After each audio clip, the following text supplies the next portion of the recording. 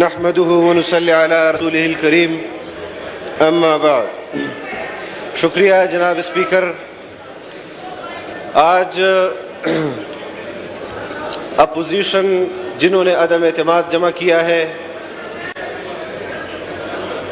تحریک انصاف کے وزیر اعظم کے خلاف، آپ سے مطالبہ کرتے ہیں کہ ووٹ کریں.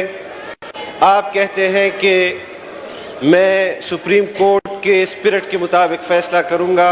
ابھی تک آپ مبہم بات کر رہے ہیں، آپ وضاحت نہیں کر رہے، کیونکہ ہم 3 اپریل کو بھی ڈپٹی اسپیکر کی اس رولنگ کے خلاف سپریم کورٹ میں گئے جو آئین کے خلاف تھا، جو قانون اور قواعد و ضوابط کے خلاف تھا. ہم نے سپریم کورٹ سے پارلیمان کا وہ آئینی حق واپس دلوایا ان ممبران کو اور قوم کو جو اس ملک کے دستور نے اس کو دیا ہے. آپ نے 3 اپریل کو بھی خط کا بہانہ بنایا اور اس خط کی بنیاد پر عدم اعتماد کو خارج کیا. آپ کا وزیر اعظم ریکارڈڈ ویڈیو سامنے آئی کہ وہ پہلے ہی آپ کے آرڈر سے پہلے، رولنگ سے پہلے ہی اسمبلی تحلیل کرنے کی ایڈوائز صدر کو کر چکا تھا. ہم نے اس کے خلاف عدالت میں قانونی جنگ لڑی. آج آپ پھر اس کے خلاف ایک محاذ کھڑا کرنا چاہتے ہیں. خط کو بنیاد بنا کر پوری ملک کی سیاست کو اس کی آڑ میں زمین بوس کرنا چاہتے ہیں، پارلیمان کو زمین بوس کرنا چاہتے ہیں، آئین کو زمین بوس کرنا چاہتے ہیں. آپ بتائیں مجھے کہ جب آپ کو اپوزیشن لیڈر نے عوامی پریس کانفرنس کے ذریعے کہا کہ آپ خط پارلیمان میں پیش کریں، عدم اعتماد جمع ہو چکا تھا، کیوں آپ نے اس وقت پارلیمان میں جمع نہیں کیا؟ کیوں آپ نے عدم اعتماد کو اس خط کی بنیاد پر خارج کیا؟ کیوں آپ نے اسمبلیاں اس خط کی بنیاد پر توڑی؟ اب آپ کے پاس مینڈیٹ نہیں رہا کہ آپ خط کی بنیاد پر پارلیمان کا وقت ضائع. آپ مینڈیٹ کھو چکے ہیں، آپ اپنے اتحادیوں کا اعتماد کھو چکے ہیں، آپ اپنے ممبران کا اعتماد کھو چکے ہیں.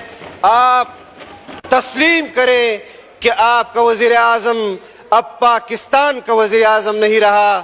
یہاں پر ووٹ کرایا جائے اور یہاں پر میں اپنے پارٹی کے حوالے سے میری قیادت کا نام لیا جاتا ہے. مجھے افسوس ہوتا ہے جناب اسپیکر، میری پارٹی کی قیادت وہ میری قیادت ہے. یہاں پر اگر آپ ان کو دلیل سے شکست نہیں دے سکتے تو ان کو گالی دیتے ہیں. آپ یہاں میاں نواز شریف صاحب کو گالی دیتے ہیں. آپ یہاں پر محترمہ بے نظیر بھٹو شہید کو آج بھی گالی دیتے ہیں. بھٹو شہید کو آج بھی گالی دیتے ہیں. یہاں یوسف رضا گیلانی صاحب بیٹھے ہیں. یوسف رضا گیلانی صاحب نے پارلیمان کے حق کے لیے، اپنی پارٹی کے لیے اور اس آئین کا حلف جو انہوں نے اٹھایا، انہوں نے جو قربانیاں دی، ان کے بیٹے کو اس وفاداری کے پاداش میں اغوا کیا گیا. ان کا عزم نہیں ٹوٹا. انہوں نے عوام کی خدمت کا علم آج بھی بلند رکھا ہوا ہے. ہم کے طور پر کہہ رہے ہیں کہ ہم آئین کی جنگ لڑ رہے ہیں، پارلیمان کی جنگ لڑ رہے ہیں. اور یہاں پر آپ کے ایک ممبر نے کہا کہ کون بچائے گا پاکستان؟ جواب میں کیا آیا؟ یہی رکن تھا جس نے ایک وقت میں کہا تھا کون بچائے گا پاکستان. جواب میں آیا نواز شریف. اس کے ترانوں پر دھمال ڈالتا تھا. پھر ماضی قریب میں پیپلز پارٹی کے لیے بے نظیر بھٹو شہید کے لیے اس نے کہا کون بچائے گا پاکستان. جواب آیا بے نظیر بھٹو. آج آپ کے لیے کہہ رہا ہے کہ ہم عمران کے ساتھ ڈٹ کر کھڑے ہیں. میں نے اس وقت بھی کہا تھا کہ تم اپنے مفادات کے ساتھ کھڑے ہو. تم پاکستان کے مفاد کے خلاف. جناب اسپیکر، یہ پاکستان، اور میں اس پارلیمان پر واضح کر دینا چاہتا ہوں، میں پاکستانی ہوں، میں اپنے تیسری نسل میں اس پارلیمان کا رکن ہوں. لایا جائے اس ممبر کا شجر نسب بھی لایا جائے، میرا شجر نسب بھی لایا جائے. اگر اس کا شجر نسب فرنگی کی غلامی میں نہ ملا تو میں سیاست چھوڑ دوں گا، اور اگر میرا شجر نسب فرنگی کے خلاف لڑنے والے مجاہدین میں آپ کو نہ ملا، میں پھر بھی سیاست چھوڑ دوں گا. اس طرح قوم کو گمراہ نہ کیا جائے. آپ کہتے ہیں عمران امریکہ کے خلاف ڈٹ کر کھڑا ہے، عمران ہندوستان کے خلاف ڈٹ کر کھڑا ہے. تمہارا عمران ہمارے خلاف ڈٹ کر کھڑا نہیں ہو سکتا. تم ہندوستان کے خلاف ڈٹ کر کھڑے رہو گے، تم امریکہ کے خلاف ڈٹ کر کھڑے رہو گے.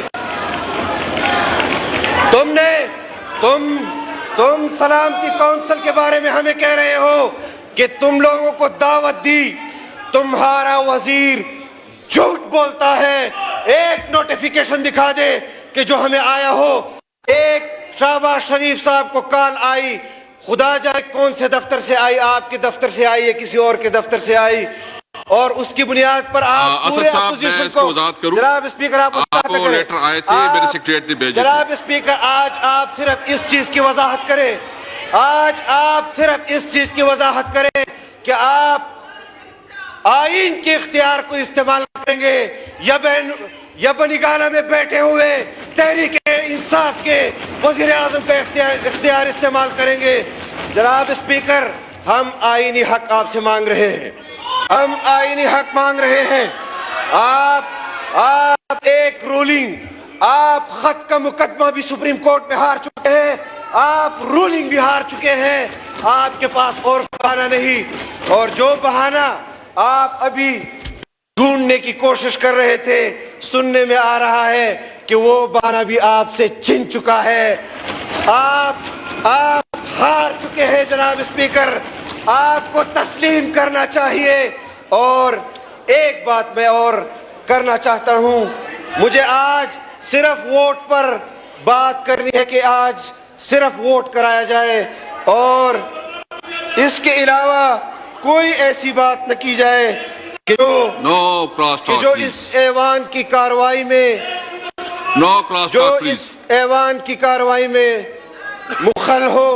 میں ایک بات آپ کو بتا دینا چاہتا ہوں، ابھی بھی آپ کی طرف سے وہاں سے گالیاں آ رہی ہیں. جناب اسپیکر، میرے جد امجد نے اس آئین کے لیے گالیاں کھائی ہیں، میرے والد نے اس آئین کے لیے گالیاں کھائی ہیں، جمہوریت کے لیے کھائی ہیں. ہم پاکستان کے لیے آپ کی گالیاں برداشت کر لیں گے، لیکن آپ کے ہاتھوں میں پاکستان کو بحیثیت قلعت کبھی نہیں دیں گے. ہم نے آپ کو یہاں پر کہہ رہے ہیں کہ امریکی سازش ہے، میں حکومت تسلیم نہیں کر رہا، برداشت کر رہا ہوں. تم کس بنیاد پر کہہ رہے ہو کہ یہ سازش ہے؟ سازش تو اس کو کہی جاتی ہے جو آپ کر رہے ہیں. آپ کو موقع ملے، بار بار ملے. آپ نے پونے 4 سال ایک ایسے اسپیکر کی حیثیت سے یہاں پر بات کی کہ جو ہم چاہتے تھے کہ نہیں ہونی چاہیے.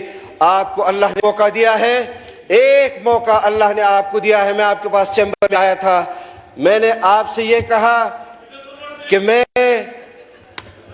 پچھلی مرتبہ بھی آپ کی اور یہاں پر فلور پر کچھ بدمزگی ہوئی، میں اس کی معذرت کے لیے آیا کہ میرا پرسنلی آپ کے ساتھ کوئی جھگڑا نہیں.